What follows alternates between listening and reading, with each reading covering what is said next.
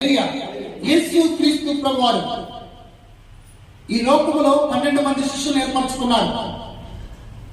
ఈ 12 మంది శిష్యులు యేసు క్రీస్తు ప్రభువారు తన శిష్యులతో అంటే 12 మంది ఏర్పరచుకున్నటువంటి వాళ్ళతో ఎప్పుడైతే మీరు అవన్నీ కూడా విడిచిపెట్టి నన్ను వెంబడించండి, నా సన్నిధికి రండి, నా దగ్గర ఉండండి అని ప్రభు ఎప్పుడైతే వారితో చెప్పారో వారు మాట్లాడకుండా, వాటి వైపు చూడకుండా, వాళ్ళ యొక్క కుటుంబాల వైపు చూడకుండా, వాళ్ళ బంధువుల వైపు చూడకుండా, వాళ్ళ స్నేహితుల వైపు చూడకుండా, వాళ్ళ యొక్క రక్త సంబంధాల వైపు చూడకుండా, మాట్లాడకుండా వాళ్ళు ప్రభువును వెంబడించారు. దేవునికి స్తోత్రం.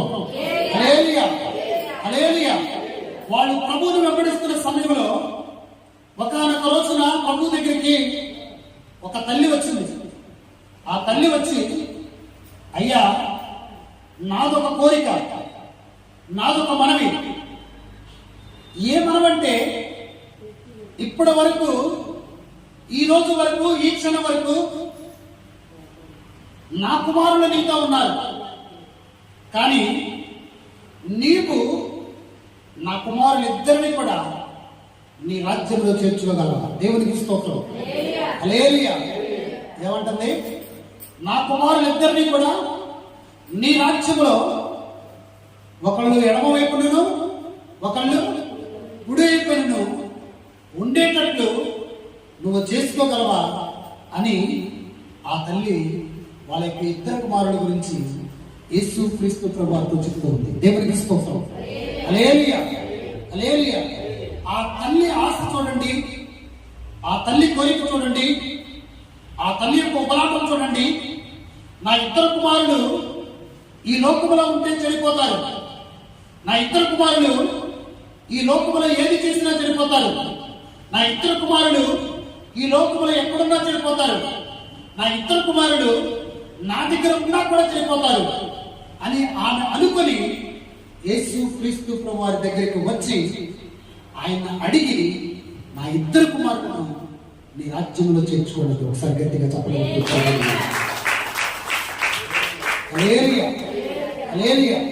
యేసు క్రీస్తు ప్రభువారికి 12 మంది శిష్యులలో పేతురు, యోహాను, యాకోబు వీళ్ళ ముగ్గురిని ఎక్కువగా ప్రేమించారు.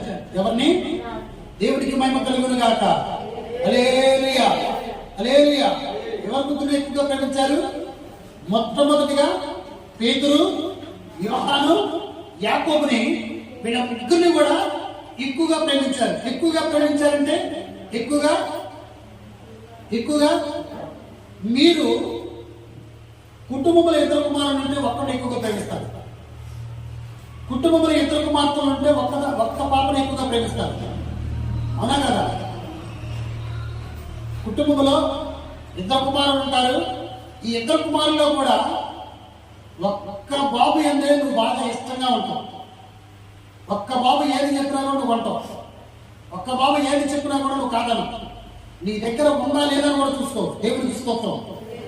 అలాగనే కూతుళ్ళ విషయంలో కూడా ఇద్దరు కూతుళ్ళు ఉంటే ఒక్క కూతురు ఏడలు నువ్వు బాగా ఇష్టపడతావు. దేవుడికి స్తోత్రం.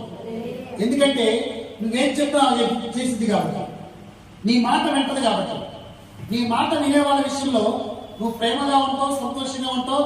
నీ దగ్గర లేకపోయినా కూడా అప్పు తీసుకొచ్చుకుంటావు. దేవుడికి స్తోత్రం. నీ మాట వాళ్ళు వింటలేదు అనుకోండి, ఎలా ఉంటుంది?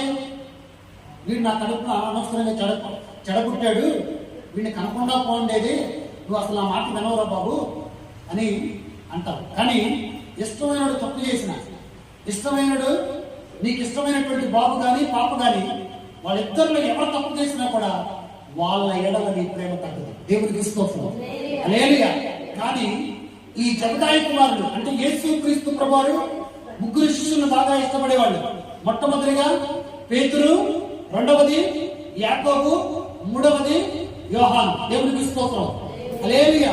వీళ్ళ ముగ్గురిని ఎందుకు ఇష్టపడేవాళ్ళంటే వీళ్ళు ముగ్గురు కూడా యేసు క్రీస్తు ప్రభువారు ఏది చెప్పినా కూడా వాళ్ళు తల వంచి ఆయన చెప్పిన విధంగా నడుచుకునే వాళ్ళు. దేవుడికి స్తోత్రం. హల్లెలూయా. వాళ్ళు చెప్పిన విధంగా నడుచుకునే వాళ్ళు కాబట్టి వాళ్ళ విషయంలో వాళ్ళ ముగ్గురు ఎడల ఆయన ప్రేమ ఎన్నటి కూడా మర్చిపోవాలి. ఆయన ప్రేమ ఎప్పుడు కూడా తగ్గిపోలా. కానీ ఆ తల్లి ఎప్పుడైతే వాళ్ళ దగ్గరికి వచ్చి యేసుక్రీస్తు ప్రభు వారి దగ్గరికి వచ్చి, దేవా ప్రభువా యేసయ్య, నీ రాజ్యంలో ఒక్క కుమారుడు కాదయ్యా, నా ఇద్దరు కుమారులను కూడా చేర్చుకొని ఆమె ప్రాధేయపడేందుకు చూసారా, ఆ తల్లి ఆ ఇద్దరు పిల్లలు కూడా ఎంతగా ప్రేమిస్తుంది. ఒకసారి గట్టిగా చెప్పలు కొడతాను.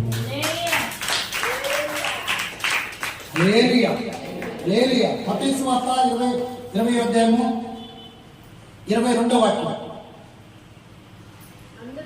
అందుకు యేసు, మీరేమి అడుగుచున్నారు అది మీకు తెలియదు. నేను త్రాగబోవు గిన్నెలోనిది మీరు త్రాగగలరా అని అడగగా వారు త్రాగగలమని, ఆయన మీరు నా గిన్నెలోనిది త్రాగుదురు, కానీ నా కుడి వైపులను నా ఎడమ వైపులను కూర్చుండనిచ్చుట నా వశమున లేదు. నా తండ్రి చేత ఎవరికి సిద్ధపరచబడను వారికి అది దొరుకునని చెప్పిన గట్టిగా ఒకసారి చెప్పలేదు.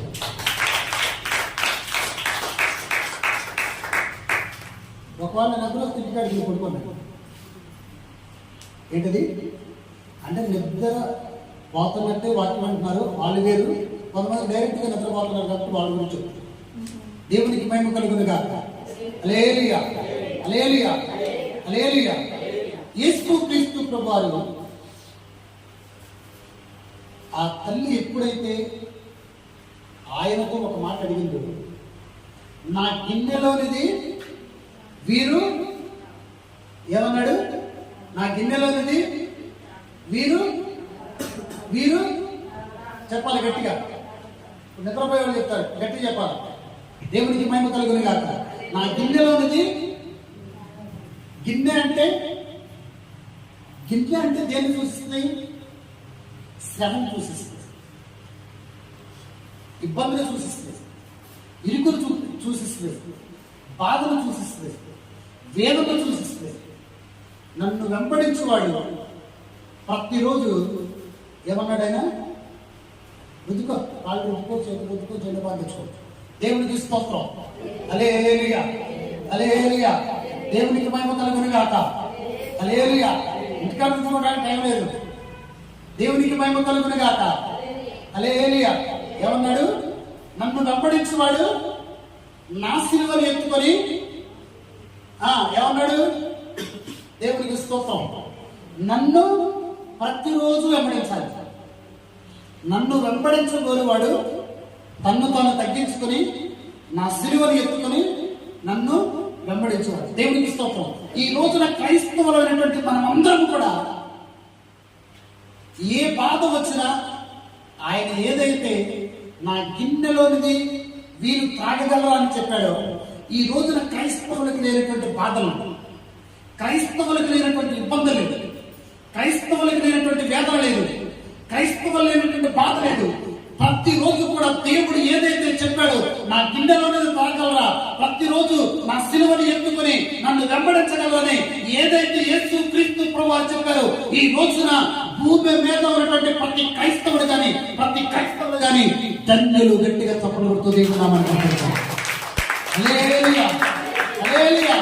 ఎందుకంటే శ్రమలు వచ్చినా కూడా ప్రభువుని విడిచిపెట్టాం, అవమానాలు వచ్చినా కూడా ప్రభువుని విడిచిపెట్టాం, వేదనలు వచ్చినా కూడా ప్రభువుని విడిచిపెట్టాం, మన మీద అనేకమైనటువంటి లేనిపోని చెప్పినా కూడా మనం ప్రభువుని విడిచిపెట్టాం. ఏది ఏమైనా కూడా మన మీద దుమ్ము వేసినా, మన అవమానించినా, మన ఇబ్బంది పెట్టినా, మన ఇరుకులు పెట్టినా, మన బాధ పెట్టినా, మన కొట్టినా, మన తిట్టినా కూడా మనం ఎవరిని విడిచిపెట్టమంటే దేవుడిని విడిచిపెట్టం. ఆల్రెడీ దేవుడు ఏదైతే లేఖన పాఠంలో చెప్పాడో, ఈ రోజున క్రైస్తవ జీవితాలలో నా దేవుడు దాన్ని ఫలభరితంగా మార్చబోతున్నాడు. గట్టిగా తప్పకొడుతూ దేవుని నామమున హల్లెలూయా, హల్లెలూయా. ఈ రోజున ప్రతిరోజు శ్రమే, ప్రతిరోజు బాధే, ప్రతిరోజు ఇబ్బందే, ప్రతిరోజు నరకమే, ప్రతిరోజు అవమానమే. దేవుడికి స్తోత్రం. హల్లెలూయా. అయినా నువ్వు ప్రభువుని విడిచిపెడుతున్నావా? నేను ప్రభువుని విడిచిపెడుతున్నావా? మనం విడిచిపెడుతున్నామా? విడిచిపెట్టక ఆయన అంటే పిచ్చి ప్రేమ. గట్టిగా చప్పట్లు కొడుతుంది. కొంతమంది మాత్రమే చప్పట్లు కొడతారు. హల్లెలూయా, హల్లెలూయా. 10th క్లాస్ ఫెయిల్ అయ్యావు, 10th క్లాస్ ఫెయిల్ అయ్యావు, ప్రభుని విడిచిపెట్టావా? ఇంటర్మీడియట్ ఫెయిల్ అయ్యావు, ప్రభుని విడిచిపెట్టావా? ఉద్యోగానికి వెళ్ళావు, ఇంటర్లో ఫెయిల్ అయ్యావు, ప్రభుని విడిచిపెట్టావా? ఏది విడిచిపెట్టినా కూడా ప్రభువుని విడిచిపెట్టకుండా చివరి వరకు ఏదైతే ఆయన మనకు అనుగ్రహించాడో, మనకు చెప్పాడో, మనకు బోధించాడో, ఈ రోజున జబదాయి కుమారులు ఏ విధంగా అయితే నా గిన్నెలోనిది మీరు త్రాగగలరన్నారు, ఈ రోజున ప్రతి క్రైస్తవుడు కూడా ఆయన గిన్నెలోనిది త్రాగుతూ ఉన్నారు. గట్టిగా చెప్పలేదు. హల్లెలూయా, హల్లెలూయా, హల్లెలూయా. ఇది నిజమా అబద్ధమా?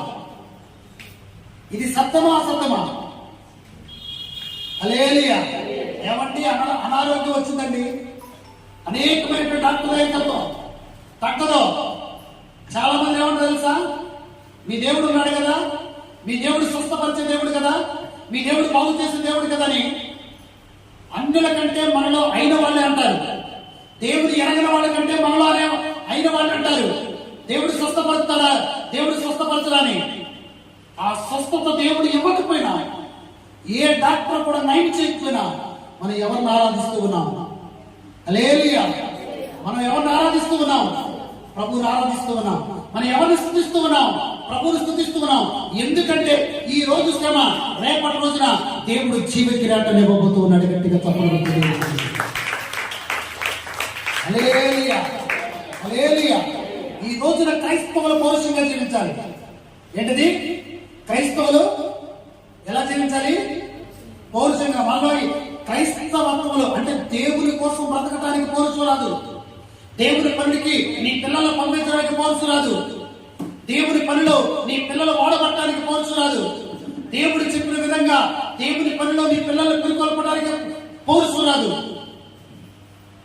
అన్ని విషయాల్లో పౌరుషం ఉంటుంది. దేవుని పని విషయంలో పౌరుషం ఉండదు. దేవుని దగ్గరికి వచ్చే విషయంలో పౌరుషం ఉండదు. దేవుని ఆరాధించే విషయంలో పౌరుషం ఉండదు. దేవుని కనపరిచే విషయంలో పౌరుషం ఉండదు. దేవుని మహిమపరిచే విషయంలో పౌరుషం ఉండదు. కానీ అన్ని విషయాల్లో ఉంటుంది. కానీ పౌరుషము దేవుని దగ్గర ఉండదు. దేవునికి స్తోత్రం. హల్లెలూయా. కానీ మన దేవుడు ఎవరు? రోషము కలిగినటువంటి దేవుడు. ఎవరైనా రోషము కలిగినటువంటి దేవుడు ఆయన. దేవునికి స్తోత్రం. హల్లెలూయా, హల్లెలూయా.